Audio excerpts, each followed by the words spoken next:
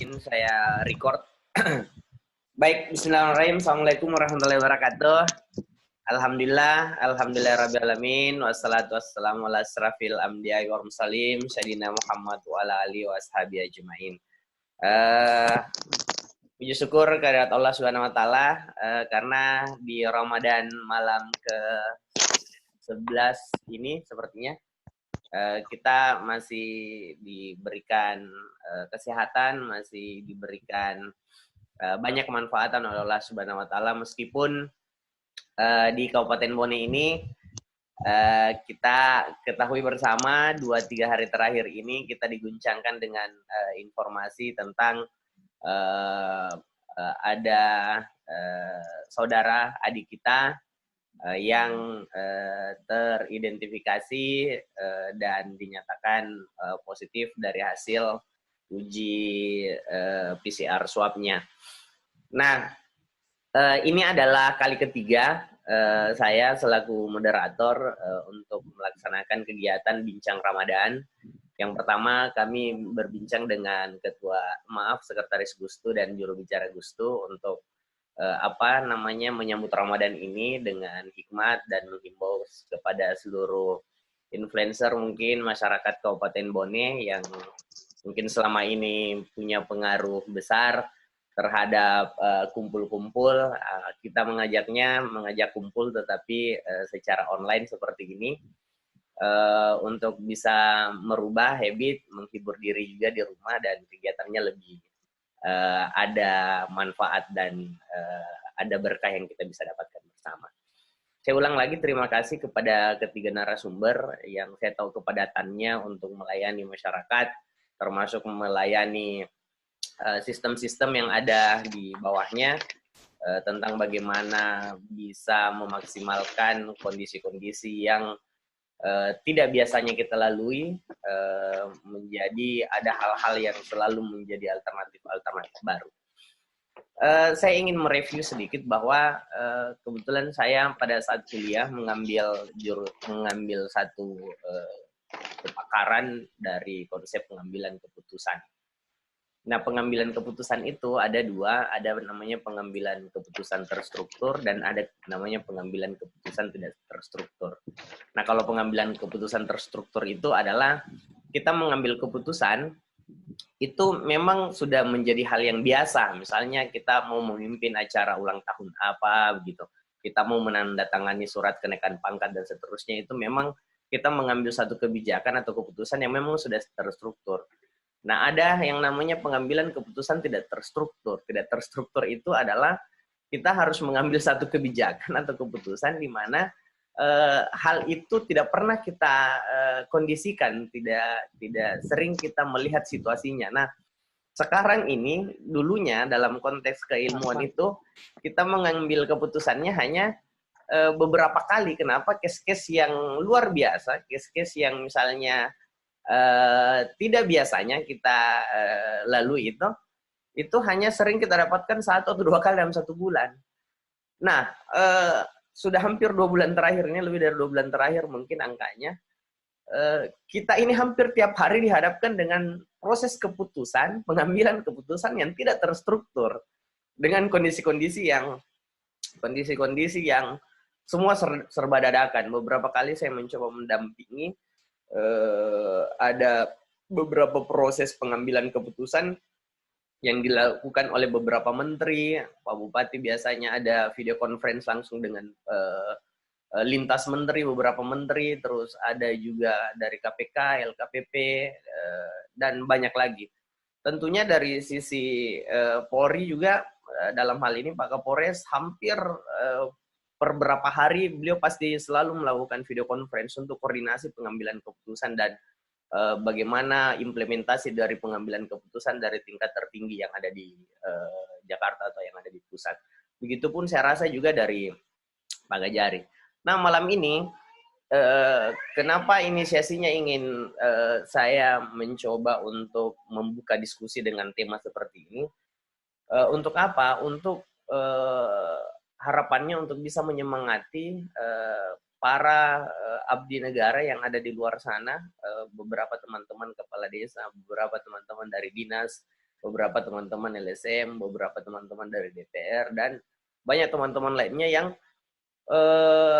selalu selalu mengeluarkan statement-statement yang mungkin dari luarnya teman-teman tidak bisa kita mungkin indahkan dari beberapa pernyataannya. Kenapa? Karena dari pemahamannya dan penyebarluasan informasi tentang penganggaran ini yang mungkin belum terlalu jauh tentang pemahamannya. Saat ini sering muncul di media sosial, anggaplah Bone berusaha untuk, karena ini posisinya kepanikan yang muncul, jadi kepanikan terhadap kegiatan keseharian termasuk penganggaran ini menjadi hal yang menentukan dari beberapa kegiatan-kegiatan penanganan pencegahan maupun penanganan dari dampak-dampak yang terjadi di Kabupaten Bone yang sekaitannya dengan COVID-19 ini. Dampak yang paling jelas yang sering dirumuskan adalah dampak kesehatan, selanjutnya yang kedua adalah dampak ekonomi, dan yang selanjutnya adalah dampak sosial.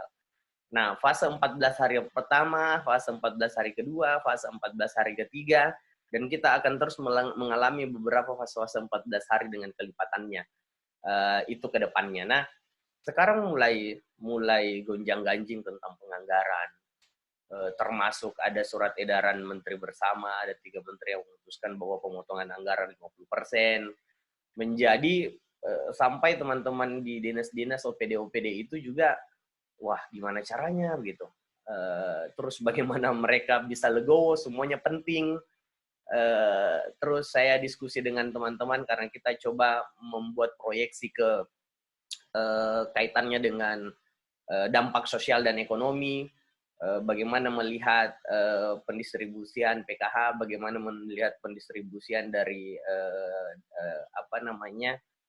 data masyarakat miskin yang terdata di TKS, belum lagi masyarakat miskin baru mungkin yang tidak terdata dari keduanya. Nah, semua punya kehati-hatian dalam pola penganggaran. Belum lagi penganggaran itu sekarang konteksnya sudah dikurangi, terus penyalurannya itu monitoringnya seperti apa. Mungkin malam hari ini kita mungkin bisa mendapat sedikit pencerahan tentang mungkin dalam sisi Pak Kapolres ada mungkin beberapa instruksi tentang pendampingan. Beberapa hari Pak kami mendapat meme itu Menteri Perhubungan minta ditutup ini, terus ada lagi menteri ini minta ditutup ini, terus bupati minta ini, terus polisi minta apa, hanya minta kalian di rumah aja gitu, karena hampir keseluruhannya teknisnya sama polisi. Jadi polisi juga mau mendahulukan dan memprioritaskan yang seperti apa itu juga menjadi tantangan tersendiri.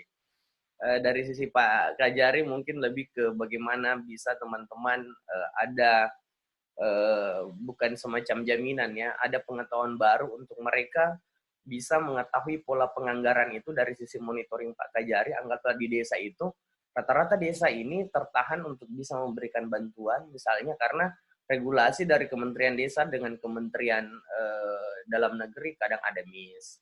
Selanjutnya Kementerian Desa kadang mengeluarkan surat ada 2. Terus dari edarannya yang terakhir ini membuat bingung juga, karena kalau melihat dari 12 atau 9 parameter yang diminta dari Kementerian Desa, ya bisa jadi itu tidak ada yang bisa dikategorikan sebagai masyarakat miskin. Ya, baik. Untuk yang pertama mungkin kami mohon waktu Pak Zekdah, Pengaming. Mohon maaf Bang sebelumnya. Saya mendadak menginformasikan baru tadi sore. Akhirnya Pengaming mencoba untuk memberikan informasi bayangan. Sederhana saja Pong, mungkin waktunya Pengaming 5 menit atau 10 menit. Sepengetahuan Pengaming tentang ada 2 Puang yang mungkin kami butuh penjelasan tentang. Yang pertama adalah 50% pengurangan anggaran APBD-nya kita itu yang juga mengincar dari belanja modal, itu satu. Terus yang kedua Puang, dari sisi yang sering kami dengar ini bahwa Bone sudah sedia 82 miliar. 82 miliar itu mana, sudah dibelikan apa saja, dan seterusnya. Mungkin itu saya Pon, sementara kami mohon petunjuk. Ya. Dipersilahkan kepada Pak Sekda, Bapak Dr. Andas, Andi Muhammad Yamin Ate. Dengan ini kami persilahkan. Tabe Puang. Terima kasih. Assalamualaikum warahmatullahi taala wabarakatuh. Selamat malam dan salam sejahtera untuk kita semua. Yang saya hormati Bapak Kapolres, Bapak Kejari, dan Pak Awal selaku pemrakarsa daripada Fitkom ini, dan seluruh teman-teman Bapak yang mungkin saya tidak bisa sebutkan satu persatu yang bergabung di Fitkom ini. Alhamdulillahirrabbilalamin, saya kira malam-malam hari ini kita patut bersyukur karena kita masih diberi kekuatan, kesempatan untuk bertemu di dalam rangka memberikan sedikit informasi ya, pada masyarakat terkait dengan wabah pandemik COVID ini, khususnya terkait dengan penganggaran. Pada kesempatan ini saya selaku pejabat sekretaris daerah tentu berterima kasih sepenuhnya kepada Bapak Kapolres, Bapak Kajari, dan seluruh unsur musyawarah pimpinan daerah yang telah berjibaku ya, tidak mengenal lelah, tidak mengenal waktu, medan untuk bersama-sama mengawal Bone ini di dalam keprihatinan dengan pandemi corona ini. Lebih-lebih lagi 2-3 hari terakhir ini kita dikagetkan dengan munculnya positif corona. Sekarang ini sudah ada 5 warga kita dan alhamdulillah sudah tertangani.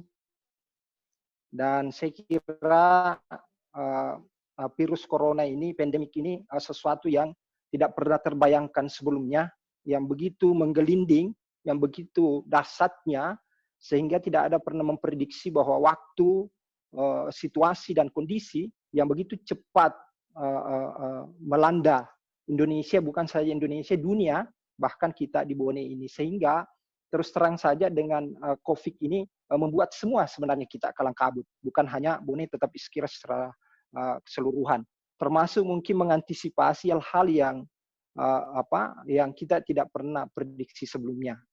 Pada kesempatan ini saya tentu ingin fokus sedikit memberikan gambaran terkait dengan penganggaran kebijakan penganggaran di APBD kita di Kabupaten Bone ini, yang tentu kita harus pahami bahwa kewenangan otonomi yang tidak diserahkan itu salah satu diantaranya adalah kewenangan keuangan dan moneter. Saya kira dengan kenapa perlu saya kemukakan ini menunjukkan bahwa keuangan itu di negara kita ini dikelola itu berdasarkan kewenangan-kewenangan di setiap tingkatan. Jadi pemerintah pusat, provinsi maupun kabupaten. Dengan menggelindingnya penganggaran ini, kita tidak pernah memprediksi bahwa di dana biaya tak terduganya kita, belanja tak terduga kita itu di APBD kita di tahun 2020 itu hanya kita anggarkan 1,5 miliar. Dan sepenuhnya itu sudah terserap sudah dimohon oleh BPBD berdasarkan dengan Permendagri 21 tahun 2011 ya. Tadi memang betul apa yang disampaikan oleh Pak Awal tadi, bahwa dana untuk alokasi untuk penanganan COVID kita di Bone itu tepatnya itu 82 miliar lebih. Ya. 82 miliar. 82 miliar ini merupakan hasil dari rekopusin dan relokasi ya anggaran kita. Dan dari relokasi dan rekopusin ini perlu kami jelaskan bahwa ada 3 komponen di sini. Dari 82 miliar 157.663.575 rupiah. Dari 3 komponen di rekopusin dan relokasi ini, yaitu yang pertama penanganan kesehatan. Penanganan kesehatan itu di APBD kita yang ada dalam APBD itu 8,6 miliar dan di belanja tak terduga itu adalah 12 miliar. Jadi total untuk penanganan kesehatan ini kita alokasikan sebesar 20,6 miliar. Di komponen kedua yaitu dampak ekonomi. Dampak ekonomi ini sebesar untuk di APBD kita di refocusing itu 17,5 miliar, di belanja tak terduga itu adalah 10 miliar. Jadi totalnya itu sebesar 27,5 miliar. Sedangkan di komponen ketiga yaitu adalah jaring pengamanan sosial. Jaring pengamanan sosial ini usuk di hasil refocusing itu 23 miliar, 23,9 miliar, dan belanja tak terduga ini adalah sebesar 10 miliar. Jadi perlu dipahami Pak Awal pada masyarakat bahwa 82 miliar itu refocusing itu adalah pengalokasian anggaran yang dilakukan, yang ada dalam APBD di masing-masing OVD itu yang diarahkan untuk menanganan suatu kegiatan tertentu. Suatu kegiatan tertentu di sini yang dimaksudkan itu adalah COVID. Jadi semua kegiatan-kegiatan di beberapa SKPD itu dilakukan refocusing untuk menyesuaikan kegiatannya itu, dirubah arah kegiatannya itu yang sejenis untuk penanganan COVID. Jadi 50,1 miliar ini itu sebenarnya sudah berjalan dan sedang dan akan berjalan di masing-masing SKPD. Ya, bukan pada posisi uang tersimpang. Ya, sementara 32 miliar inilah masuk pada belanja tak terduga. Nah, perlu kami jelaskan bahwa belanja tak terduga ini sudah digunakan atau sementara proses penggunaannya itu yang diminta berdasarkan Permendagri 21 tahun 2011, di mana BPBD di sini sebagai pemegang pemegang kegiatan bencana. Nah, ini dicairkan berdasarkan permohonan dari BPBD sebesar 1,5 miliar.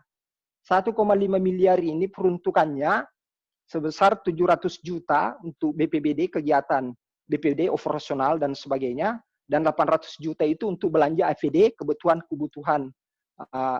kesehatan, diantaranya termogan, APD dengan semua jenis APD, rapid test, dan sanitizer dan sebagainya. Ini untuk 800 juta. Dan saya kira kita pahami bersama bahwa dana 800 juta ini yang alokasi untuk kesehatan ini sudah dibelanjakan, namun sudah dipesan, namun bahannya ini datang secara bertahap. Tadi baru saya dapat informasi bahwa ada beberapa barang itu yang dipesan itu mungkin karena sulitnya ya, mungkin karena orang pada butuh semua. Bahkan tadi baru ada data rapid test berapa, masih ada sebagian dari pesanan itu yang belum ada. Ya. Yang kedua, dari pengelolaan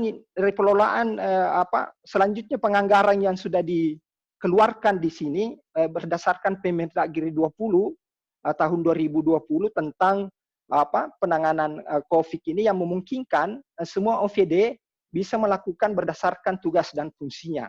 Nah, di penganggaran yang kedua ini yang dimohon itu sebesar 3 miliar melalui BPBD kembali, dan penganggaran ini sebesar 3 miliar, jadi sudah 4,5 miliar. Jadi 3 miliar ini digunakan untuk operasional kecamatan.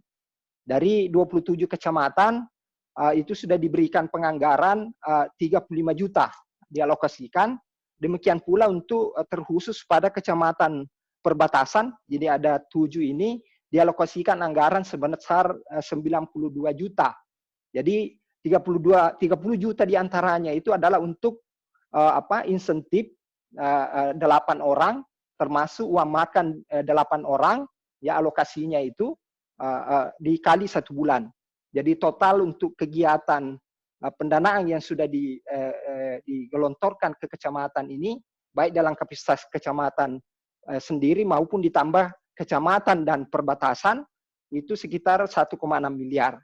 Ditambah dengan gugus tugas, operasional dan sebagainya itu sekitar 1,1 sampai 1,4 miliar. Jadi total dari 3 miliar. Jadi sepenuhnya penganggaran yang sudah digelontorkan oleh pemerintah daerah berdasarkan belanja tak terduga ini itu sebesar 4,5 miliar. Ya. Selanjutnya, sementara diproses penganggaran yang diajukan oleh Satpol PP dan Rumah Singgah. Kami sangat berterima kasih dengan Bapak Kajari karena oleh Pak Kajari sudah melakukan pendampingan, sudah melakukan semacam sosialisasi atau apalah namanya, penyegaran bintek kepada semua SKPD pengelola ini untuk diberikan diberikan pengetahuan atau semacam penyegaran terhadap bagaimana pengelolaan dana yang baik ini. Demikian pula semua dana yang keluar ini itu dilakukan revisi, dilakukan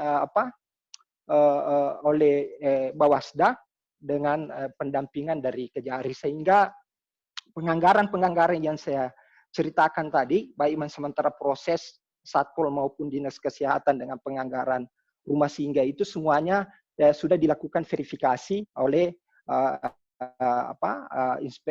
inspektorat maupun oleh kejaksaan. Saya sangat berterima kasih sehingga betul-betul kita merasa lega bahwa apa yang dimohon oleh SKPD ini tentu kita berharap sudah melalui proses verifikasi, tinggal bagaimana kita secara bersama-sama untuk memantau daripada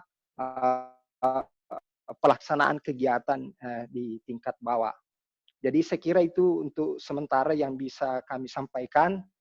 Demikian tambahan tadi apa yang disampaikan Pak Awal, memang betul bahwa berdasarkan Peraturan Menteri Keuangan PMK 35, PM 7 tahun 2020 tanggal 16 April 2020 tentang pengelolaan transfer ke daerah dan dana desa 2020, salah satu poin di pasal 39 itu merujuk kepada pasal 29 itu dikatakan bahwa setiap penganggaran APBD setiap kabupaten kota itu dilakukan realokasi itu sebesar pemotongan penganggaran itu sebesar 50%, baik belanja modal maupun belanja barang dan jasa. Ini juga lah yang membuat kita prihatin. Jadi ini mohon pengertian kepada seluruh lapisan masyarakat Kabupaten Bone bahwa untuk tahun ini saya kira ini adalah tahun keprihatinan kita semua, karena saya yakin dengan pemotongan anggaran 50% ini kalau kita mau kalkulasi itu sekitar 400 sampai 500 miliar ya dari total APBD kita. Kalau kita mau membuka ini maka kelihatan sekali bahwa tidak ada hal mungkin yang pembangunan yang mungkin bisa kita lakukan ya dengan pemotongan anggaran ini. Mudah-mudahan pemotongan ini hanya sebatas pos jaga-jaga dari pemerintah, tidak ditarik sepenuhnya. Kita berharap bahwa COVID ini bisa lewat secepatnya, bisa selesai sehingga penganggaran yang tadinya dialokasikan untuk pemotongan itu bisa kembali dialokasikan kembali dalam APBD kita, insya Allah. Saya kira itu harapan kita semua, dan perlu juga masyarakat pahami bahwa belanja-belanja modal ini termasuk di dalamnya adalah pembangunan tower. Ya, pembangunan tower sepenuhnya itu fisiknya itu direlokasi. Ya, hanya yang tertinggal itu hanya biaya DED-nya. Selain fisik itu semuanya teralokasi menjadi bahagian dari 50% dari belanja modal ini. Jadi inilah yang perlu kami sampaikan. Bahkan terakhir tadi kita rapat kembali untuk karena terus terang saja Kabupaten Bone ini dengan PMK 35 ini sudah dijelaskan bahwa apabila ada kabupaten kota yang tidak mematuhi peralokasian anggaran 50% belanja modal dan 50% barang dan jasa, itu dilakukan pemotongan DAU. Ini adalah kabar yang tidak sedap mungkin, karena DAU kita untuk bulan April ini sesuai dengan keputusan Menteri Keuangan nomor 10 ini KM 7 tahun 2020 tanggal 29 April ini dari 514 kabupaten kota se-Indonesia itu 380 kabupaten kota itu yang terpotong daunnya sebesar 35%, sebagaimana yang diamanahkan oleh PMK 35. Jadi daun kita sementara ini untuk bulan April itu dipotong 35%. Jadi sekarang ini kita melakukan malam ini sampai besok insya Allah tim anggaran melakukan kembali revisi untuk mempedomani secara nyata, jelas, alokasi 50% pemotongan 50% belanja modal dan 50% belanja barang dan jasa. Apabila ini bisa kita lakukan sampai 1-2 hari ke depan ini, kita ajukan kembali ke kementerian, maka di dalam keputusan menteri itu dikatakan apabila kabupaten kota sudah memenuhi, melaporkan dan sudah diverifikasi memenuhi, maka pemotongan 30% itu akan digelontorkan kembali sebagai wujud ketaatan kita dari PMK 35 ini. Saya kira ini yang perlu kami sampaikan kepada Bapak dan Ibu yang mengikuti PIKOM ini, bahwa teman-teman SKPD, tentu teman-teman SKPD semua komponen tentu merasa bahwa ini sudah kegiatan kita ini betul-betul pemotongan 50% ini hampir ada begitu banyak kegiatan-kegiatan yang terhilangkan. Memang ada kegenggangan di teman-teman SKPD untuk itu, tapi itu sudah apa yang ada di PMK ini tidak hanya isapan jempol belaka, tapi sudah dibuktikan oleh pusat dengan keputusan kemarin ini, keputusan Bapedi, bahwa daun kita dipotong 30%. Jadi saya kira ini gambaran Pak Awal pada kita semua. Terima kasih untuk sementara. Assalamualaikum warahmatullahi wabarakatuh. Waalaikumsalam warahmatullahi wabarakatuh.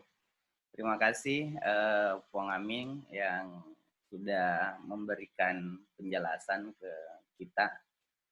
Saya jadinya lumayan sedih Puang mendengar berita ini, karena yang Puang Aming tadi sampaikan itu surat dari beberapa hari yang lalu, pertanggal 29 suratnya, dan surat itu begitu cepat.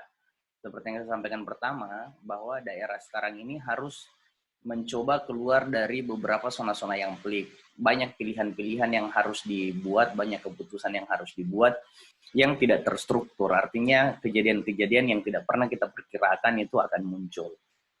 Seperti yang dijelaskan panjang tadi sama Puang Amin tentang Kabupaten Bone sudah divonis tentang DAU itu, kita sudah dikurangi DAU-nya. Kenapa? Karena ya memang pemerintah dalam posisi membutuhkan kebijakan penganggaran yang dibutuhkan untuk pemanfaatan COVID ini.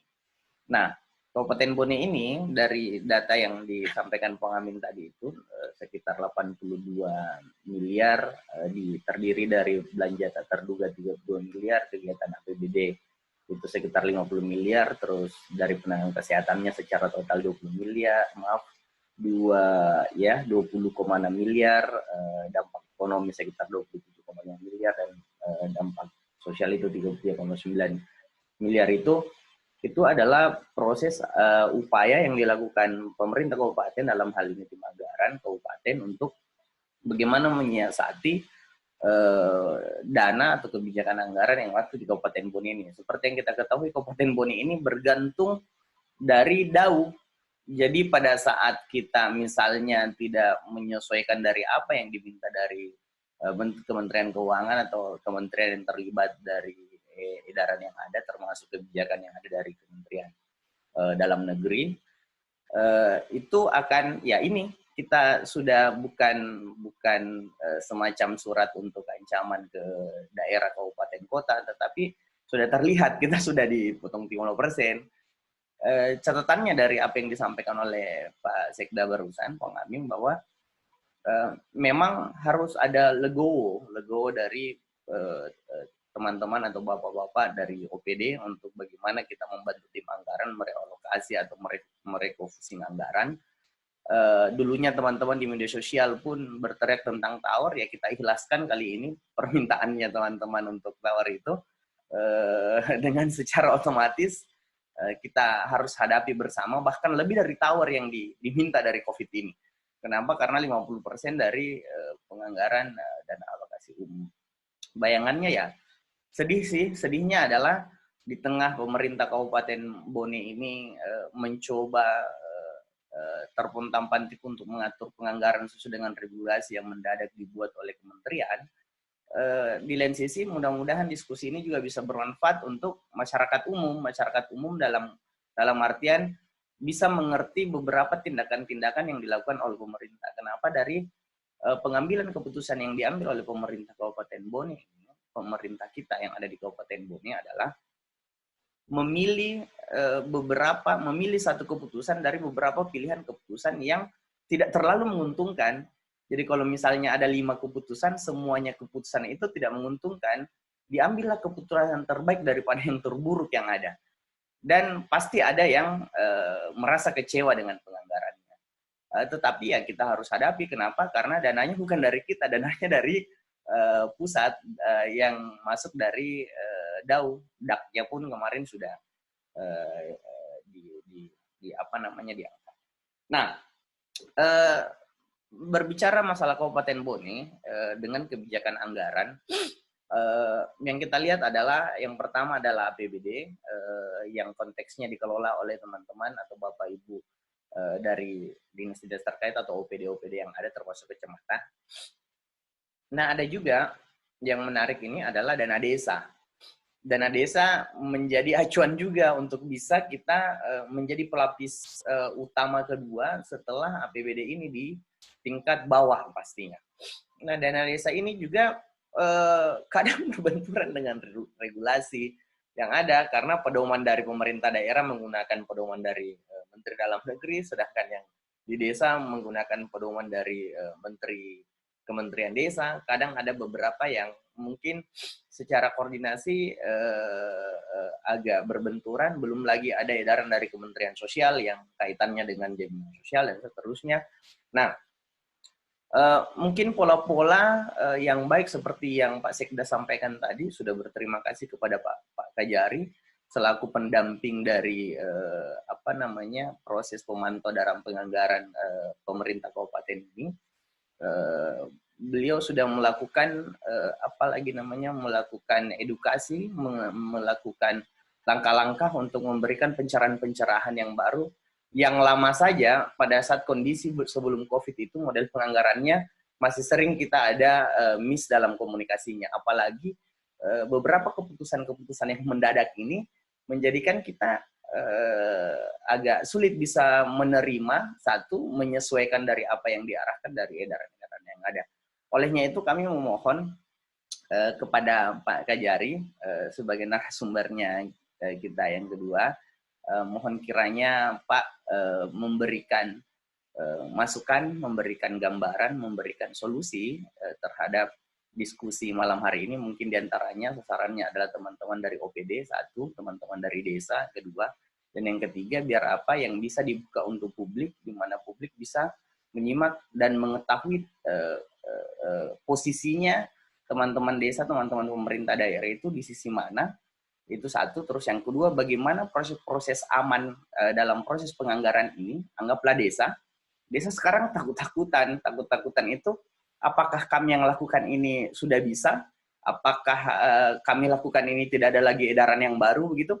Akhirnya yang berdampak adalah pada saat pendistribusian dana sosial, pendistribusian dana yang mungkin sifatnya ke dampak ekonomi dan yang lainnya. Olehnya itu, atas waktu kami mohon kepada izin kami buka dulu.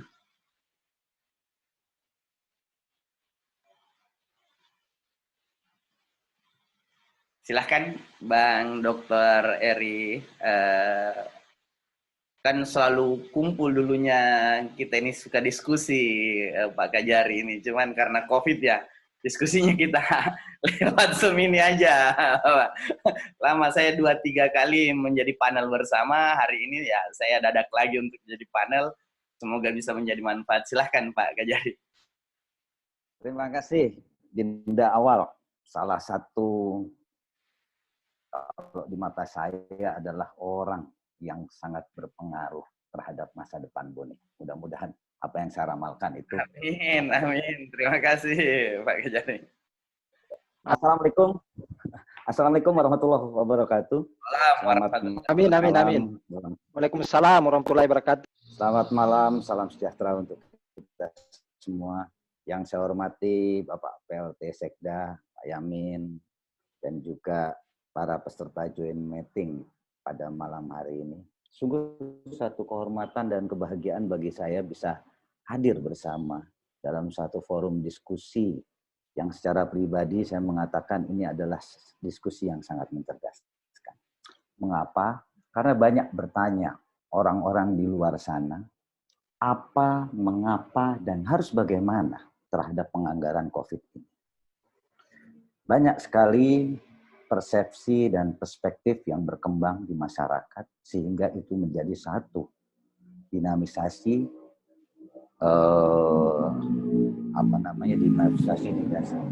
dinamisasi pemikiran yang selalu berkembang di masyarakat. Tapi di lain pihak ini merupakan satu semangat atau satu ciri bahwa masyarakat Bone ini adalah masyarakat yang kritis. Mengenai masuk pada topik bahwa tadi bagaimana sih satu sistem penganggaran yang baik yang dapat dilaksanakan dalam satu pemerintah daerah. Ya, seperti kita ketahui bahwa di dalam satu sistem penganggaran itu ada 3 titik entry point atau key point-nya adalah 1 adalah perencanaan, 2 ada pelaksanaan, dan 3 adalah pertanggungjawaban. Ketiga ini harus mutually eksklusif atau harus dilakukan secara bersama dalam kerangka yang optimal. Artinya bahwa perencanaannya tidak baik, pasti pelaksanaannya tidak baik. Pertanggungjawabannya juga pasti akan tidak baik. Begitu pula, perencanaan baik, pelaksanaan tidak baik, pasti pertanggungjawaban juga tidak baik. Begitu juga, apalagi perencanaan baik, pelaksanaan baik, pasti pertanggungjawabannya baik. Nah, ketiga sisi inilah yang memang menjadi, kalau di dalam satu ilmu hukum, adalah satu entry point yang kita namakan di situ adalah kalau dalam ilmu tindak pidana korupsi adalah corruption impact analysis. Di mana di bagian-bagian situlah memang sisi-sisi atau simbol-simbol yang sering terjadi, akan terjadinya satu perbuatan-perbuatan.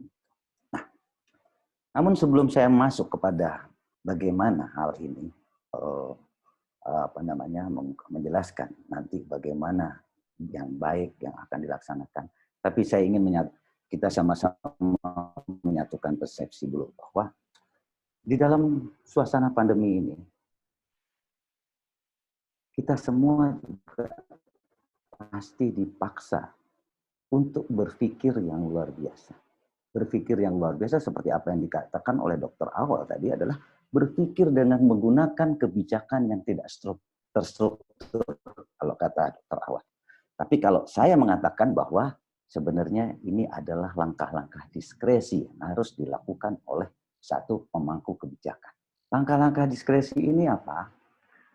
Langkah-langkah yang berbenturan atau bersinggungan atau hampir berkenaan dengan masalah-masalah yang bertentangan dengan hukum. Nah, ini. Mengapa langkah strategis atau langkah diskresi ini harus diambil oleh satu pemangku kebijakan? Karena pandemi ini, COVID ini, sampai saat ini belum, seperti yang disampaikan Pak PLT Sekda, sebelum tahu kita kapan berakhirnya.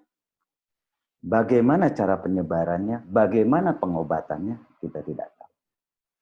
Nah, makanya dalam hal ini, langkah-langkah keputusan strategis yang berupa kebijakan-kebijakan tersebut, itu harus dituangkan dalam kerangka operasional dan kerangka pelaksanaannya.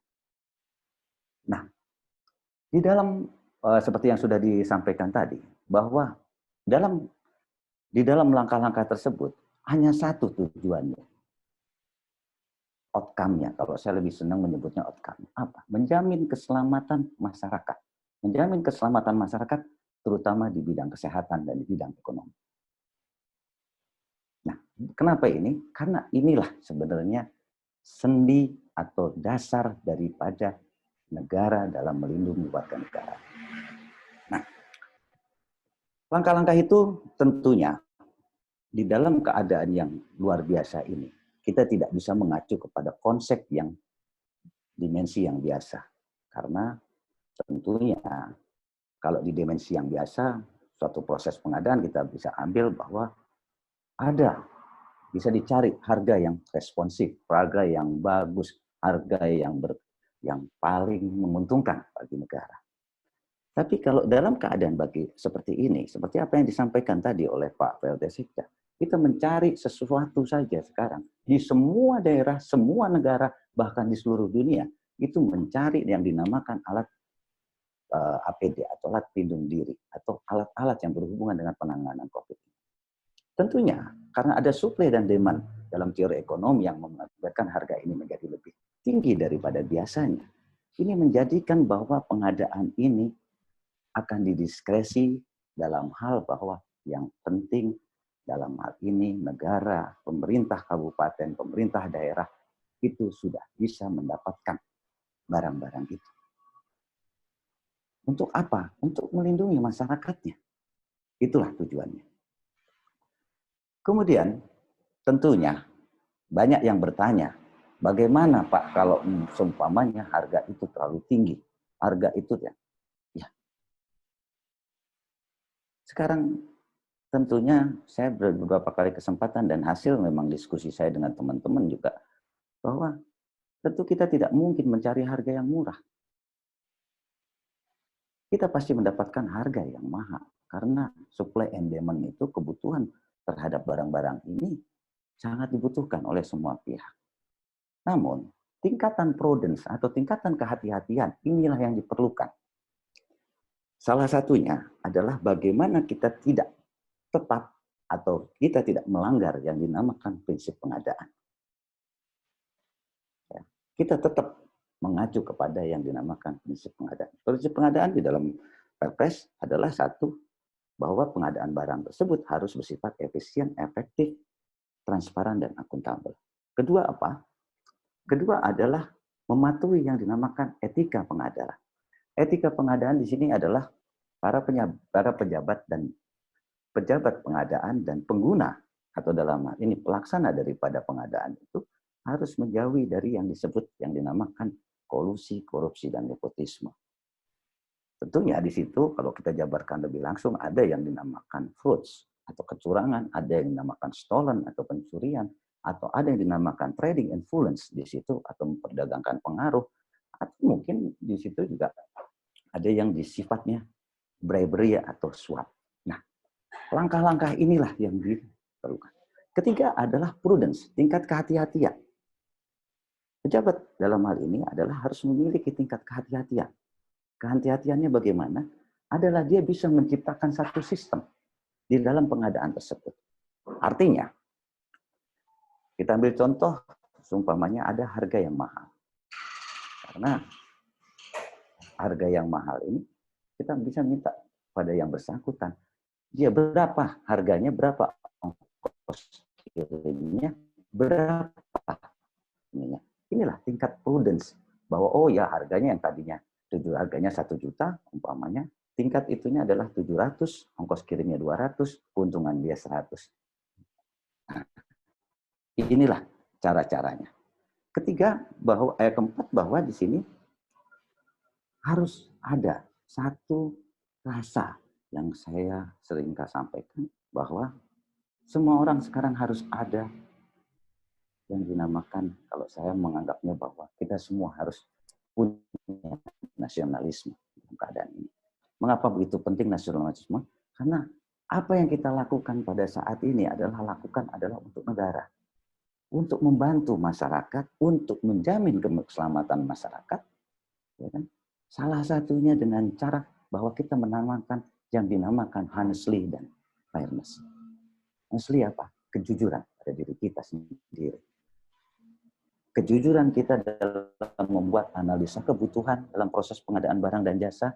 Kedua, keadilan kita dalam melaksanakan kegiatan tersebut dengan menjauhi dari perbuatan-perbuatan yang memang dianggap itu merugikan terhadap negara.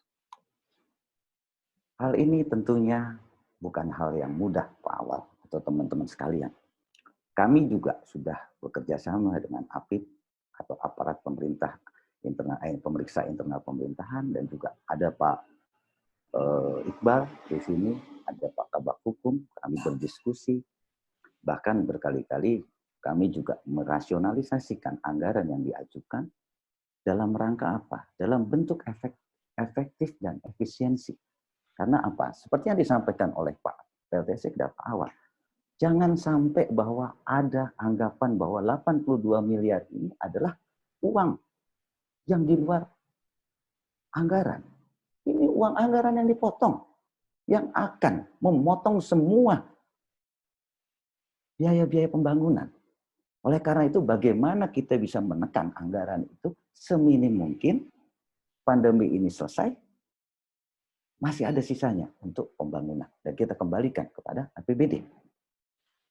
Nah, langkah-langkah prudent ini tentunya harus dimiliki oleh semua pihak. Nah, termasuk juga peran serta masyarakat di sini. Masyarakat harus ikut aktif berperan. Karena apa?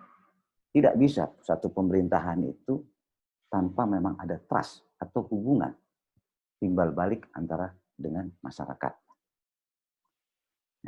Nah, yang terakhir mungkin dalam hal ini adalah keterbukaan dan transparansi. Inilah sebenarnya yang diperlukan dalam satu pelaksanaan anggaran. Karena apa? Keterbukaan dan transparansi inilah yang akan nantinya bisa mendapatkan apresiasi dari masyarakat. Nah, ini bukan hal yang mudah memang bagi kita semua. Karena apa? Kita menjaga di dalam unsur subjektif. Tapi tentunya dalam kesempatan yang baik ini, saya yakinlah bahwa semua kita di dalam hal ini kita semua mempunyai jiwa nasionalisme dan merah putih untuk itu. Dan kita bisa berjuang secara bersama untuk menuntaskan yang dinamakan pandemi COVID-19 khususnya di Boni ini dengan kekuatan bersama. Itu untuk yang khusus pengadaan. Bagaimana tadi Pak Awal menanyakan kepada saya bagaimana untuk yang pengelolaan anggaran dana desa. Problematikanya di desa ini adalah sama sebetulnya. Bahwa desa juga masuk dari kebijakan strategis pemerintah pusat. Seperti diketahui, anggaran pandemi COVID ini ada 3, Pak Awal. 1 adalah APBN, 2 adalah APBD, 3 adalah desa. Dan ketiganya ini sebenarnya harus bergerak secara mutually, bergerak secara bersamaan. Saya sudah mengidentifikasi ada beberapa problematika seperti problematika bantuan langsung tunai yang memang sekarang ada yang diberikan oleh pemerintah pusat, terus yang ada melalui DP ini, terus ada juga yang dari.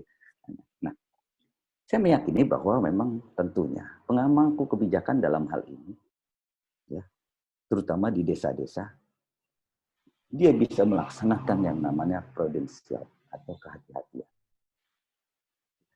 Tidak lagi istilahnya bahwa dia tidak menguji terhadap data yang dia miliki. Atau dia tidak bisa mempertanggungjawabkan data yang dia miliki. Artinya bahwa kalau memang yang bersangkutan itu tidak berhak untuk diberikan, ya secara automatically harus diputuskan bahwa. Tapi kalau dia berhak, kalaupun dia berhak, ya, ada problem masalah ini, rapatkan dengan dinas atau dengan Pak PLT Sekda dalam hal ini. Karena saya juga mendapatkan ada beberapa di daerah lain itu sekarang yang jadi masalah adalah ternyata ada beberapa data yang tidak sinkronis dengan data yang ada. Ini bisa diberikan atau tidak? Padahal dia jelas-jelas memang sebenarnya membutuhkan. Nah, ini tentunya problematika ini harus dibahas dari case by case. Karena apa? Dan ini harus diputuskan secara komprehensif oleh pemerintah daerah dalam hal ini bersama dengan aparat desa. Tapi yang jelas tetap dalam hal ini apapun yang akan dilaksanakan di desa adalah mendukung menuntaskan COVID-19 ini adalah bagaimana memformulasi yang dinamakan analisa kebutuhan, analisa harga. Artinya begini, kalau memang di sana dibutuhkan barang-barang tersebut, ya sih paling tidak silakan. Bisa dianggarkan. Tentunya dengan tata cara yang ada bersama BPD, bersama masyarakat. Toh juga di kita ini, di Bone, kalau ada kan musyawarah untuk mufakat. Pudung si pulung itu kan mungkin bisa digunakan dalam hal ini untuk mencari semua apa masukan, apa maunya masyarakat dalam hal ini untuk kegiatan-kegiatan penanggulangan ini. Bukan kegiatannya para pemangku kebijakan. Nah, inilah. Dan ketiga ya, paling tidak etika pengadaan yang saya sampaikan tadi. Bahwa tidak ada di situ lagi bribery, tidak ada fraud, tidak ada stolen, tidak ada trading influence dalam pelaksanaannya. Tentunya itulah yang memang harus dipedoman oleh teman-teman nanti dalam melaksanakan kegiatan. Mengenai adanya perbenturan atau konflik di dalam peraturan, itu nanti kami bisa, silakan teman-teman di abdesi atau di desa, silakan bisa. Itu datang kepada kami, nanti kita bahas, kita carikan legal opinion-nya, kita carikan langkah-langkah hukumnya. Nah, paling tidak baginya kalau Anda sudah melapor atau Anda sudah mengajak pemerintah kabupaten, aparat yang terkait, Anda pasti akan terhindar dari hal-hal yang menjadi persoalan. Itu cuma masih masuk di dalam ranah administrasi. Karena apa?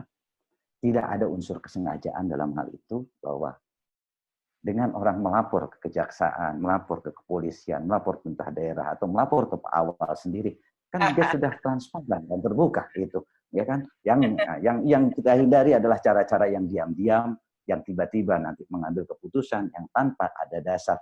Itu yang memang kita hindari. Sekali lagi Pak Awal, itu penjelasan singkat dari saya. Semoga bermanfaat dalam hal ini. Dan tentunya saya berharap bahwa kita semua dalam hal ini kita punya satu tujuan. Bagaimana kita menyelamatkan semua masyarakat Bone, terutama dalam pandemi COVID-19. Dan saya sangat apresiasi pada Anda bahwa Anda bisa menyelenggarakan hal ini. Terima kasih. Terima kasih Abang Pak Kajari, Pak Dr. Eri Satriana, SMH. Beliau ini memang senang dengan diskusi seperti ini, apalagi memang kita butuh. Tadi saya kenapa inisiasi kegiatan ini kami lakukan 1 minggu terakhir ini, memang diskusinya sering ada miskomunikasi di media sosial, miskomunikasi antar masyarakat dan pemerintah daerah, bahkan miskomunikasi antar pemerintah daerah maupun pemerintah desa dan seterusnya. Kenapa? Karena banyak memang kebijakan yang muncul dari vikon-vikon yang mendadak, dan itu semuanya tiba-tiba, bahkan di antar sesama internal saja kelihatannya ada beda atau ada multitafsir dari kebijakan-kebijakan yang ada. Tetapi terima kasih Pak Kajari. Kenapa? Karena Pak Kajari ini mengeluarkan simpulannya semua. Jadi beliau ini nadah dari ujung, terserah aturannya seperti apa, tetapi kan tujuannya memang satu gitu. Terima kasih Pak Kajari karena memberikan semangat untuk kita. Semangatnya adalah bahwa kita ingin melakukan hal yang baik untuk masyarakat Kabupaten Bone, apalagi berkolaborasi dari disiplin ilmu administrasi publik. Itu ada kolaborasi antara pemerintah, private sector, dan kolaborasi dengan NGO atau lingkungan masyarakat yang sangat dibutuhkan untuk bahu-membahu, bahwa Kabupaten Bone ini bukan hanya milik dari pemerintahan atau pemerintah daerah sendiri, tetapi ini adalah milik kita semua. Nah, harapannya, ajakannya tadi Pak Kajari untuk kita bisa sama-sama bahu-membahu mencari solusinya. Salah satu yang kita lakukan malam ini adalah untuk bisa membuat tenang dari diskusi-diskusi yang ada. Tidak diteriaki 82 miliar itu mana. Padahal pemerintah daerah juga kalau diteriaki terus, kami lagi bersedih ini di anggaran dipotong 50%, masih saja kiri kanan. Ya, harapannya semoga ya hasil rekaman ini kita bisa mendapat hal yang baru, hal yang lebih bersemangat lagi untuk bisa kita sama-sama menghadapi COVID-19 di Kabupaten Bone ini. Nah, berkaitan dengan yang kedua tadi, Pak Sekda juga sudah sampaikan tentang teknis penganggaran, terus Pak Kajari juga sudah memberikan informasi tentang bagaimana safety-nya untuk kita bisa menyelamatkan Kabupaten Bone ini.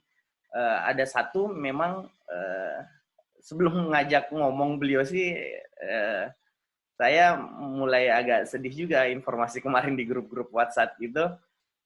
Beliau tiba-tiba mendapatkan apa sih namanya surat mutasi jadi Wadir Lantas di Polda Kalimantan Barat, Bapak Kapolres Bone, Bapak AKBP Imade Arifra Dana. Beliau ini masih kami belum melepas rindu, baru 2-3 forum yang kita sama-sama.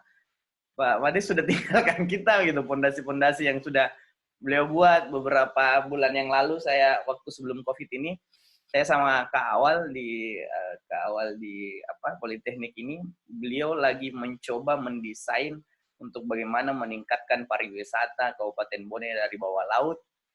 Saya juga mencoba mendesain untuk bisa mengkoneksikan dengan satu aplikasi bagaimana bisa mengajak turis-turis bisa masuk meningkatkan pendapatan hasil daerah pemerintah Kabupaten Bone. Beliau sudah ya, makanya tadi saya langsung todong sebelum beliau pulang, masa tidak ada ruang diskusi. Dulunya kan enak kita ngajak terus ke warkop mana begitu, kita ajak diskusi beliau sebagai pemateri pembicara.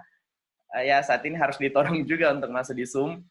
Dan pastinya seperti yang saya sampaikan pengantar tadi, Komandan Pak Kapolres, bahwa polisi ini dalam kondisi COVID makin pusing. Karena semua ujungnya masuk ke polisi, Komandan. Nah, untuk konteks malam ini, saya meminta dari sisi penganggaran saja, kebijakan anggaran, mungkin dari sisi monitoringnya, dan sisi-sisi yang mungkin Pak Kapolres dalam beberapa waktu terakhir ini juga kan pasti rajin sekali video conference Polda, video conference ke ke Jakarta atau ke Polri. Pasti ada petunjuk-petunjuk yang mungkin ada hal-hal yang bisa disampaikan ke khalayak ramai, termasuk teman-teman dari OPD, mungkin termasuk dari masyarakat, untuk bisa menjaga kondusif Kabupaten Bone ini, dari sisi model penganggarannya, kehati-hatian penggunaan anggarannya, maupun masyarakat itu bisa menyoroti ke hal-hal yang memang bisa disoroti, bukan dari hal-hal yang memang kondisinya pemerintah lagi berjuang untuk bersama menangani ini, tetapi kitanya kurang paham dari sisi yang lainnya. Mungkin ada pandangan dari Bapak Kapolres, kami persilahkan. Silahkan, Komandan. Terima kasih. Assalamualaikum. Assalamualaikum warahmatullahi wabarakatuh. Di pelaksana tugas Sekda Kabupaten Bone, selamat malam. Yang saya hormati Pak Kajari, rekan-rekan semuanya. Malam, Bang. Rekan-rekan semua dalam acara Vicon ini. Seperti disampaikan oleh Bang Awal tadi, memang sebentar lagi saya mungkin akan meninggalkan Kabupaten Bone ini. Mas, saya sesuai dengan penyampaian saya di awal, pertama kali saya datang ke Bone ini, hari Minggu malam di Rujak Bupati, saya sudah sampaikan juga, saya ada kemungkinan tidak akan lama saya ada di sini. Karena memang ya ada beberapa hal yang harus saya lanjuti untuk kelanjutan pekerjaan saya dan karir saya. Baik, kita kembali kepada apa yang menjadi materi malam ini. Tadi secara panjang lebar sudah dijelaskan oleh Pak Kajari dan juga dijelaskan oleh Pak Sekda. Saya kira tidak ada lagi perlu diulas bolak-balik karena intinya juga sama. Kami jajaran Polri hanya mungkin ingin menegaskan 3 hal berkaitan dengan situasi dan kondisi yang ada saat ini. Hal yang pertama yang ingin kami pastikan dilakukan oleh pemerintah daerah adalah bagaimana pemanfaatan berkaitan dengan penanganan harus betul-betul dirasakan oleh masyarakat secara keseluruhan, semua lapisan merasakan. Kami selalu diingatkan oleh pimpinan-pimpinan jajaran kepolisian, baik itu Kapolri, Kapolda, secara langsung, melalui Vicon dan lain sebagainya. pantau terus bagaimana pemanfaatannya. Bagaimana pemanfaatannya. Sudah dirasakan secara keseluruhan belum oleh masyarakat. Kalaupun tidak dirasakan oleh masyarakat, coba kira-kira di level Polri apa yang bisa untuk saling mengisi. Jadi sekali lagi saling mengisi, berkolaborasi. Bukan berarti kita lebih mampu, di sana tidak mampu, kita lebih hebat di sana. Tidak ada yang hebat di sini dalam penanganan COVID-19 ini. Yang ada adalah kolaborasi, saling mengisi satu sama lain. Makanya ditegaskan berkaitan dengan hal pemanfaatan. Yang kedua yang ditegaskan oleh pimpinan kami juga, bagaimana jajaran kepolisian bisa berbuat untuk kemaslahatan orang banyak, untuk kemaslahatan masyarakat secara umum. Nah, ini juga masih berkaitan dengan kolaborasi itu. Makanya kami mencoba melakukan hal-hal yang mampu kami lakukan untuk bisa secara proporsional, sesuai dengan kemampuan kami, bisa sedikit membantu apa yang kira-kira bisa dikerjakan oleh jajaran kepolisian berkaitan dengan pekerjaan pemerintah daerah. Sekali lagi, ini bukan untuk hal-hal lain, ini hanya sebagai salah satu bentuk bagaimana kita bisa memberikan yang terbaik untuk masyarakat secara umum. Dan yang ketiga yang menjadi penekasan pimpinan kami adalah jajaran kepolisian akan memberikan kepercayaan secara penuh kepada pemerintah Kabupaten Bone untuk bisa mengambil langkah yang dianggap perlu. Sekali lagi, memberikan kepercayaan secara penuh kepada Kabupaten Bone untuk mengambil langkah yang dianggap perlu. Secara panjang lebar tadi sudah disebut oleh Pak Kajari bahwasanya situasi saat ini sangat dinamis. Situasi yang dinamis ini memerlukan langkah-langkah konkret, langkah-langkah diskresi yang harus diambil oleh seorang kepala wilayah. Dalam hal ini adalah Pak Bupati. Makanya kami memberikan kepercayaan secara penuh kepada beliau untuk melakukan, dan kami mensupport apapun yang beliau lakukan sepanjang itu adalah berkaitan dengan pemanfaatan kepada masyarakat, berkaitan dengan kemaslahatan masyarakat secara luas. Kami jajaran kepolisian pasti akan memberikan dukungan yang maksimal. Nah, ini yang harus diketahui secara bersama. Saya juga ingin mengimbau kepada masyarakat secara keseluruhan, khususnya di level tokoh masyarakat yang ditokohkan dan yang merasa tokoh masyarakat juga. Mari kita sama-sama tidak usah terlalu mengkhawatirkan bagaimana anggaran ini bisa termanfaatkan dan bagaimana anggaran ini bisa berjalan. Dari awal pendampingan sudah dilakukan. Pak Kajari sudah memberikan training, coaching, segala macam sudah disampaikan oleh Pak Kajari. APIP juga sudah terlibat, inspektorat sudah terlibat. Apalagi yang dikhawatirkan dari anggaran ini. Tinggal kita sama-sama melihat. Yang perlu kita pahami adalah seperti apa yang disampaikan oleh Pak Sekda tadi. Memang terlihat angkanya besar, tetapi prosesnya kan bertahap. Prosesnya bertahap dan semua ada mekanisme seperti yang disebut oleh Pak Kajari tadi.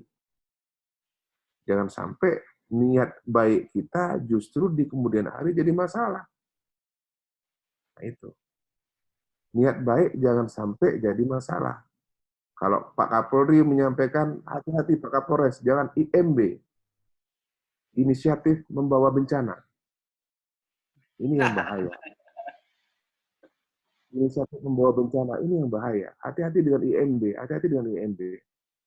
Boleh berinisiatif dengan tujuan baik, tapi juga tetap proseduralnya dijalankan. Sudah benar tadi disebut oleh Pak Kajari, tahapan-tahapan pendampingan sudah beliau lakukan. Tentunya ini adalah salah satu bentuk konsekuennya beliau terhadap bagaimana masalah ini bisa teratasi dengan baik dari sisi supportingnya, dari sisi dukungannya. Kita yang di lapangan, kami-kami ini kepolisian, TNI, BRIMOB, Satpol PP, BPBD, sebagai pasukan pelaksana tentunya akan semakin tenang melakukan kegiatan apabila tim supporting kita di belakang meja ini yang nantinya akan memberikan dukungan kita sudah mempersiapkan dengan baik. Seperti tadi saya Pak Kajari, perencanaan. Jangan semuanya ditumpukan pada satu OPD. Jangan BPBD disuruh merencanakan, PPBD disuruh mengusulkan, disuruh belanja dan sebagainya, tempor dia setengah mati. Yang lainnya berbagi tugas, berbagi peran. Yang di start siapkan dukungannya, siapkan administrasinya, siapkan support yang dibutuhkan oleh pelaksana di lapangan. Sehingga yang di lapangan ini bisa bekerja dengan fokus di lapangan. Jangan lagi dia ditakutkan.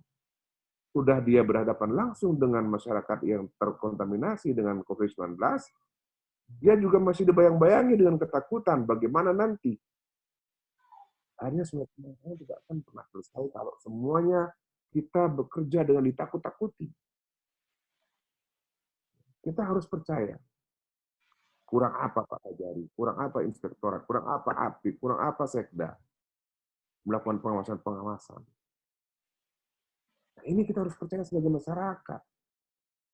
Mereka secara di balik meja mungkin selama ini kita hanya melihat Polri yang bergerak, Brimob yang bergerak, Satpol PP yang bergerak, TNI yang bergerak. Kita tidak pernah melihat bagaimana Pak Kajari itu berpikir biar Bone ini tidak ada masalah berkaitan dengan anggaran. Bagaimana Pak Sekda di belakang meja menyusun semuanya ini. Bagaimana bagian keuangan mendatakan dengan baik prosedur-prosedur yang harus dijalankan. Karena kita hanya melihat angka 82. Itu yang ribut ngontrak. Aduh, pusing saya. 82. Tidak semudah itu. Angka 82 itu bisa keluar tanpa melalui tata cara yang baik dan benar. Kita juga tidak mau di belakang hari ada masalah. Kita tidak mau. Risiko yang dihadapi oleh orang-orang yang di belakang meja dengan kita di lapangan kurang lebih sama. Kurang lebih sama. Tidak ada bedanya. Hanya kita mari sama-sama dalam kondisi ini yang perlu kita tanamkan kepada diri kita masing-masing adalah bagaimana kita memberikan kepercayaan kepada pemerintah untuk bekerja. Karena tanpa itu pemerintah juga akan susah.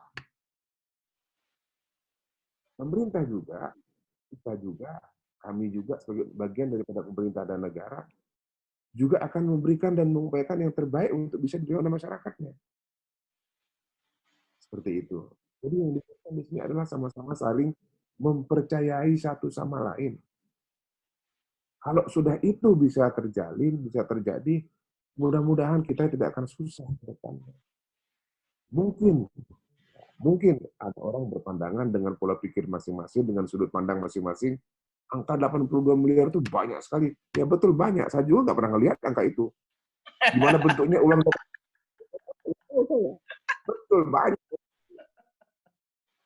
Tapi tidak akan seperti itu kita bisa membayangkan dengan kalkulator yang jumlahnya hanya isi kali tambah kurang sama dengan. Tidak bisa. Bagaimana kita bisa melakukan pemahaman itu ya kita harus belajar. Forum ini sangat bagus menurut saya. Saya berharap teman-teman banyak yang bergabung di sini. Ya, khususnya teman-teman yang ahli sosial media juga harusnya diundang. Sekarang lebih apa ya? Lebih kalah sosial media. Pak Kajari itu mau menghitung bagaimana biar rasionalisasi anggaran ini bisa dianggap wajar. Setengah mati cara menghitungnya. Berpikir sehari semalam dengan Pak Sekda, dengan API Inspektorat. Oh ini begini caranya, ini begini caranya. Tidak sepunya menurut saya. Sekali lagi mohon maaf, itu menurut saya. Kalau saya salah, saya mohon maaf. Silakan dikoreksi, tidak ada masalah. Makanya kita mengambil perannya masing-masing. Sudah ada perannya masing-masing. Masyarakat silakan berikan masukan yang positif. Karena saya juga pelaksana di lapangan boleh. Kami ini kan pelaksana di lapangan. Kami ini kan eksekutor di lapangan. Berikan juga masukan kepada tim-tim yang di belakang meja yang bergerak bagaimana menyusun biar yang di lapangan ini bisa bergerak dengan cepat. Karena tanpa ada tim administratif yang kuat, tim operasional tidak akan bisa bergerak. Seperti halnya kami jajaran kepolisian. Pasti kalau kita ada kegiatan sifatnya operasional, bagaimana kita yang operasional ini tidak lagi berpikir administratif. Karena tim administratifnya disiapkan di belakang. Ada tim yang khusus menyiapkan itu. Dengan keahliannya juga. Nah, kalau ada yang ahli administrasi, ahli lapangan, ahli agama, ahli semuanya, ahli akuntansi, dibahas oleh satu orang. Nah, ini yang kadang-kadang juga saya bingung. Saya ingin belajar dengan beliau-beliau itu. Hanya dikomentari. Nah, ini mari kita sama-sama. Sekali lagi, mari kita sama-sama. Saya juga belajar banyak dari sini. 6 bulan saya di situ, banyak yang saya pelajari. Terus terang saja. Saya 6 bulan di sini. Tanggal 11 nanti saya pas 6 bulan. Tanggal 11 bulan 5 ini. Pas saya 6 bulan di sini. Banyak sekali yang saya pelajari. Tapi ada satu pelajaran yang tidak bisa saya lakukan.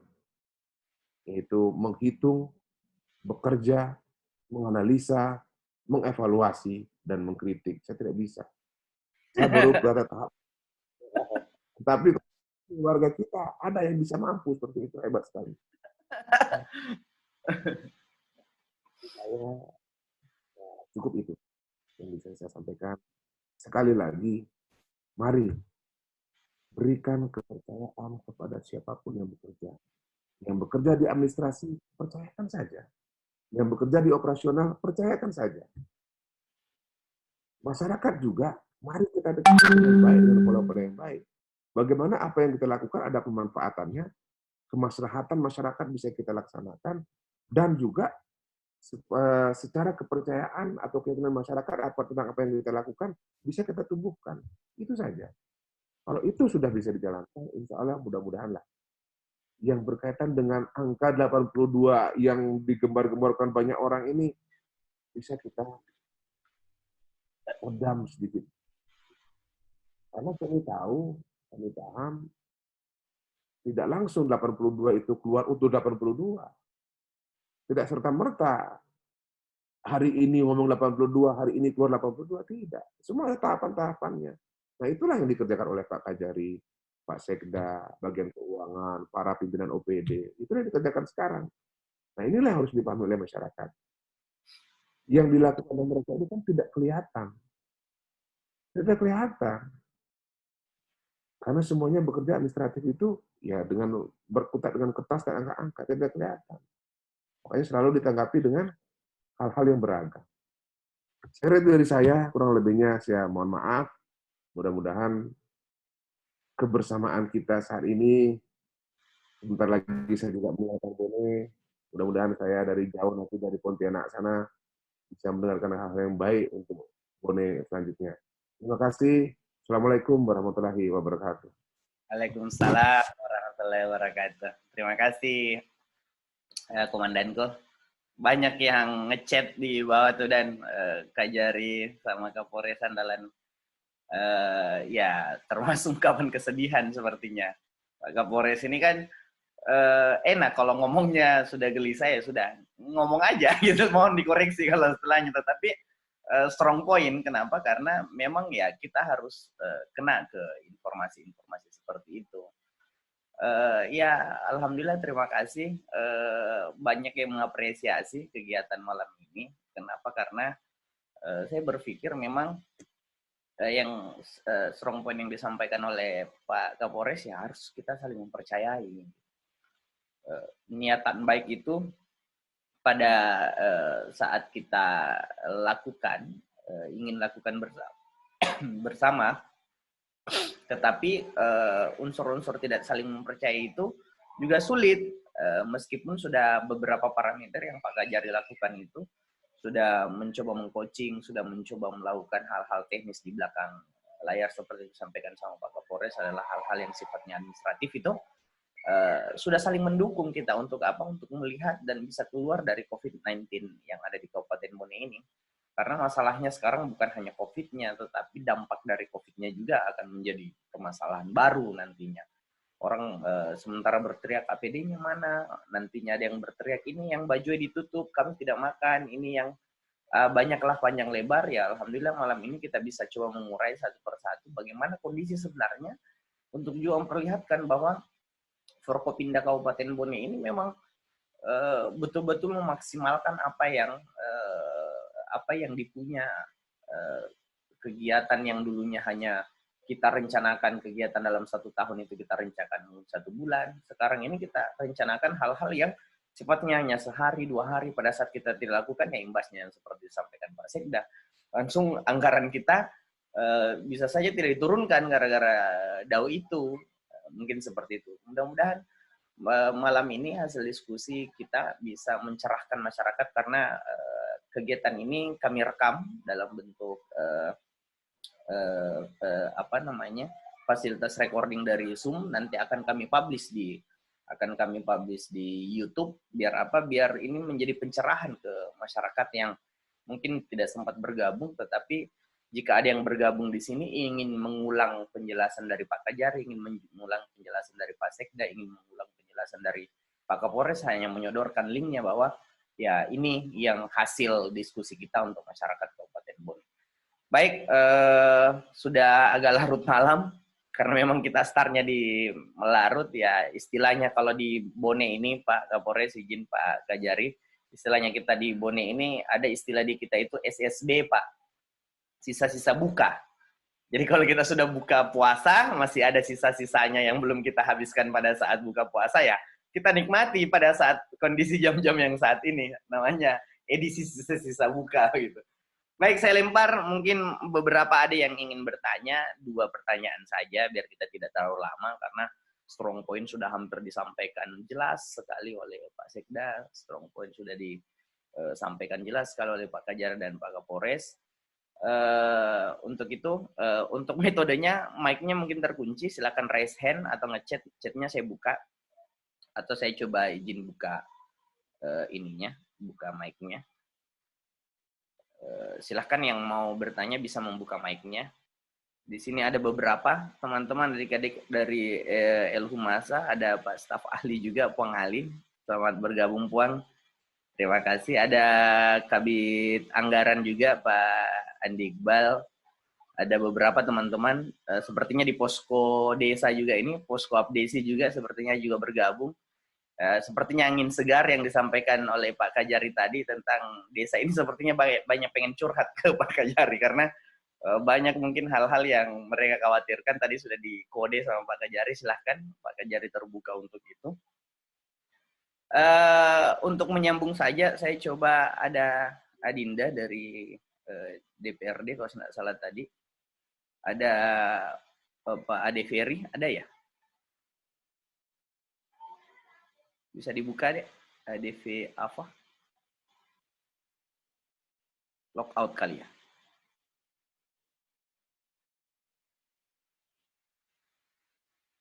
Nggak ada. Oke, silakan, mungkin ada bertanya. Kalau tidak, kita closing aja.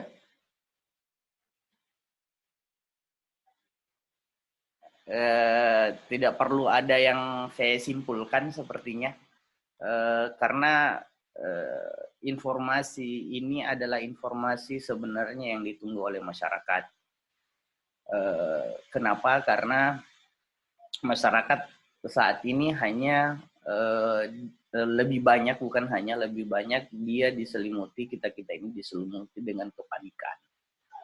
Nah, kepanikan yang terjadi dengan kondisi COVID-19 ini, dan kondisi kita harus banyak di rumah, otomatis banyak tekanan-tekanan yang sifatnya psikologis, tekanan-tekanan yang sifatnya ekonomi. Pelampiasannya ya hanya satu, memegang handphone dan mengecek chatan dan history. Nah, muncullah banyak informasi-informasi yang sifatnya broadcast-an.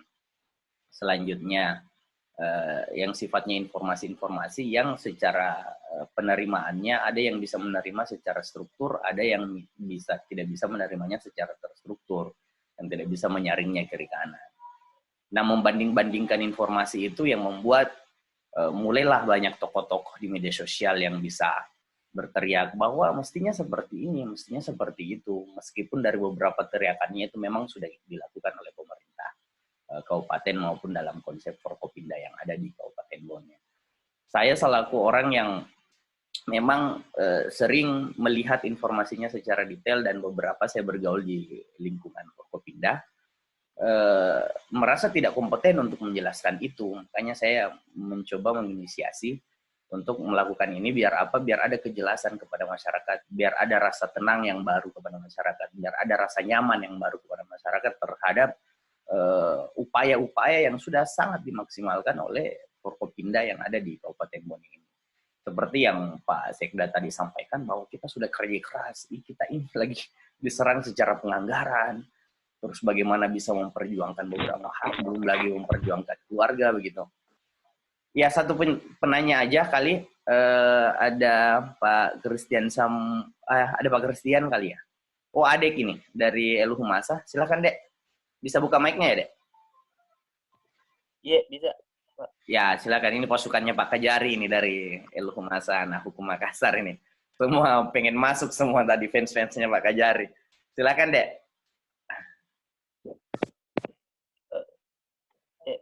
Selamat malam, salam sejahtera untuk kita semua. Salam, Dek. Saya punya pertanyaan untuk Pak Kajari. Fansnya Pak Kajari kan? Silakan. Kopi bareng sama Pak Kajari tuh, jadi mendapat ilmu. Tadi sudah diutarakan 3 poin penting untuk mewujudkan penganggaran desa yang baik. Tapi itu sudah cukup merata kah di Kabupaten Bone itu sendiri, apalagi di tengah pandemi yang seperti ini? Itu mungkin poin penting yang saya ingin tanyakan. Terima kasih. Pak Kajari mungkin tangkap, Pak.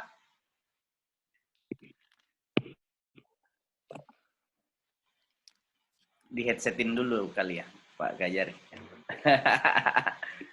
Ditangkap, Bang? Ya, bisa. Oke, siap. Halo, Chris. Apa kabar? Mudah-mudahan keadaan sehat walafiat baik ya. Siap. Sukses.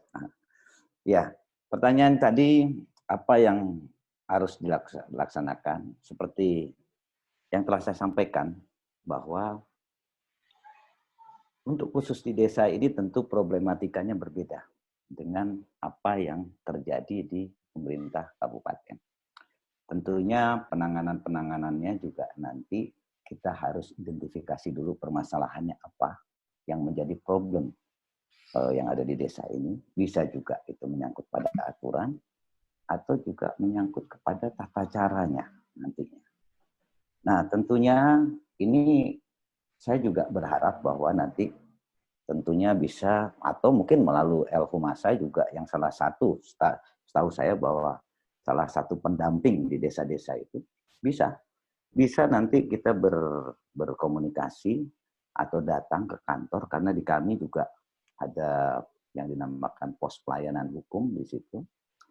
Nah, tentunya nanti kita bisa bahas secara detail permasalahan-permasalahan tersebut dan kita akan carikan solusinya. Kalaupun kami seumpamanya tidak bisa menemukan solusinya, kami akan membawa kepada tingkat yang lebih tinggi nanti atau kami akan fasilitasi ini kepada kementerian terkait tentunya melalui Kejaksaan Agung.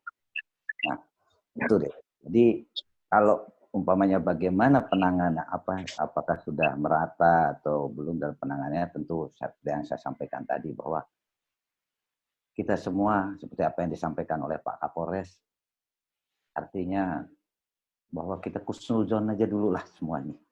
Ya, toh juga nanti seperti apa yang disampaikan oleh BPK, mungkin saya sampaikan juga di sini, ada perlu juga masyarakat tahu bahwa mereka anggaran-anggaran ini akan dilakukan post audit. Post audit itu nanti setelah pandemi ini selesai. Jadi akan ada perbedaan juga dengan apa yang dilakukan dalam audit-audit seperti tidak dalam pandemi ini. Mungkin itu, Chris ya. Ya, salam. Pokoknya sehat selalu, semangat. Ya, mungkin gitu Bang Awal yang bisa kita sampaikan. Ya, terima kasih Bang. Itu saja mungkin diskusi kita malam hari ini. Kita sudah larut dan pasti sudah ada kegiatan-kegiatan tambahan pastinya. Kami tahu narasumber yang menyempatkan hadir pada malam hari ini adalah kalau bisa dikatakan istilah yang baru saat ini adalah epicentrum informasi di bidangnya masing-masing. Karena semua jalur informasi bolak-balik, tim di bawah, tim di samping, ya kami bersyukur dan saya rasa yang ada di diskusi malam hari ini yang sempat hadir, juga menyimak semua hal-hal penting yang dianggap perlu untuk malam hari ini. Ada satu adik kita, singkat saja ya Dek, singkat saja karena kasihan. Silakan Mujibur Rahman bisa buka mic-nya Dek. Saya buka ya, bantu buka. Mana ya? Jibu. Oke, Mujibur Rahman ini adinda kita yang baru saja menyelesaikan S2 Hukum di Universitas Hasanuddin. Beliau adalah tokoh muda juga, adik kita yang sering tampil di beberapa forum-forum. Beliau salah satu penulis buku juga, dan asli Bone, mudah-mudahan memberikan sumbang saran untuk kita semua. Silahkan adik saya, Mujibur Rahman. Assalamualaikum warahmatullahi wabarakatuh. Assalamualaikum warahmatullahi wabarakatuh. Kita kan selalu berseliwer di dunia media sosial, dan kita mendapatkan banyak informasi, sehingga informasi kita bisa kata data itu tidak bisa memberikan informasi yang jelas kepada kita bahwasanya itu bisa menghasilkan sebuah pengetahuan. Nah, pertanyaannya sekarang, apa yang mesti kita sampaikan kepada orang-orang yang selalu nyinyir di media sosial itu, Pak? Nah, sedangkan kami sebagai kaum rebahan itu tidak bisa menjelaskan lebih detail pos-pos anggaran seperti itu. Kurang lebih seperti itu, Pak. Makasih. Ya, terima kasih Mujibur Rahman. Agak risih juga ternyata. Beliau ini merasa, ya seperti saya juga sih, yang dirasakan oleh adik kita ini, Mujibur Rahman. Saya ada konteks menjawab dari apa yang didiskusikan di media sosial itu, tetapi pada saat masuk ke debatan-debatan seperti itu juga seperti yang disampaikan Pak Kapolres, kita jadi ahli segalanya. Makanya acara ini kita buka untuk apa? Untuk ada penerangan informasi seperti itu. Mungkin pertanyaan cantik ini saya izin ke Komandan Pak Kapolres. Beliau masih ada? Oh, masih ada. Silakan Dan untuk merespon. Jadi pertanyaannya, bagaimana caranya bisa menanggapi itu, Komandan? Mereka ini, adik-adik kita ini dan beberapa teman-teman ini mengatasnamakan diri sebagai kaum rebahan. Kaum rebahan itu artinya kaum yang patuh pada apa yang dianjurkan oleh pemerintah. Kita di rumah aja dan rebahan gitu. Tetapi informasi yang bisa ditangkap dari proses rebahan itu hanya informasi-informasi di media sosial, dan di media sosial itu ya itu tadi, seperti mungkin hampir sama yang disampaikan oleh Pak Kapolres tadi, ada nyinyiran gitu. Silakan, Komandan. Saya sih memberikan saran satu saja. Saling percaya, itu saja. Sudah saatnya kita sekarang membuang ego kita masing-masing. Dan sudah saatnya kita harus betul-betul percaya dengan pemerintah kita bahwa yang mereka lakukan saat ini adalah itulah yang paling benar. Karena kalau tidak seperti itu, kita juga tidak akan pernah tahu ini kapan selesainya. Apabila kita masih mencoba, apa betul? Nanti setelah betul, disalahkan lagi pemerintah. Mari kita sekarang, ya kalau kata ahli agama menyampaikan, imamnya sudah mengumandangkan, kita makmumnya coba untuk mengikuti. Hanya itu saja. Berkaitan dengan lalu bagaimana dengan angka begini dan begitu, kan sudah dijelaskan. Konsepnya sudah dibuat, tata caranya sudah dilatihkan oleh Pak Kajari. Dan juga nanti kita kan ada post inspection.